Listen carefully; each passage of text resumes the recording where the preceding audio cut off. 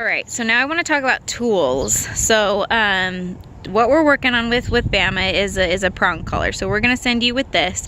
We're going to give you some extra links because she's going to grow. Her neck is going to be different sizes. So what we want to look for is the positioning of it. So I like to think of training tools as we want to put it on like a man's necktie. So what we do is we go underneath the neck right there. And we want to make sure that it's not twisted. So there's this chain right there, and it needs to be not twisted. So it's twisted just so we can kind of see. So as soon as that's twisted, it's going to be constantly tight on the dog's neck because it's going to get stuck. So we want it to kind of be very snake-like, slide really easily, create this nice triangle, and then have that clear release. So as you put it on, you got to be careful about not twisting that chain.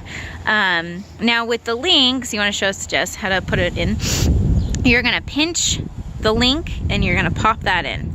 And so it can be undone at any link, any link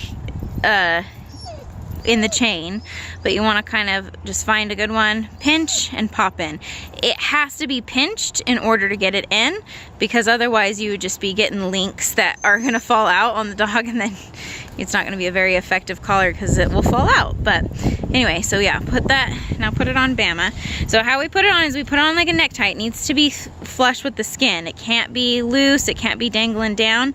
We want it high up on the neck, like that. Okay, so it needs to be high. Now she is kind of at a funny age where it might slide down a little bit, and that's okay, but generally speaking we want it high up on the neck, underneath the jaw right there.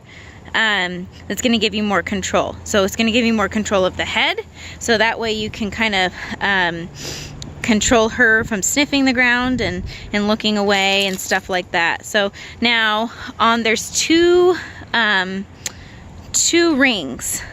So we want it on the outside ring. Now this prong collar makes it nice because there's a swivel ring right there. That's where the leash goes. So it swivels nicely so that it doesn't get stuck in a position. So the leash can kind of swivel around, yep. And we want to have that on the outer side. So when we need to apply pressure, so apply pressure, Jess, we have pressure and then we have release, okay? So that's really clear, pressure, release.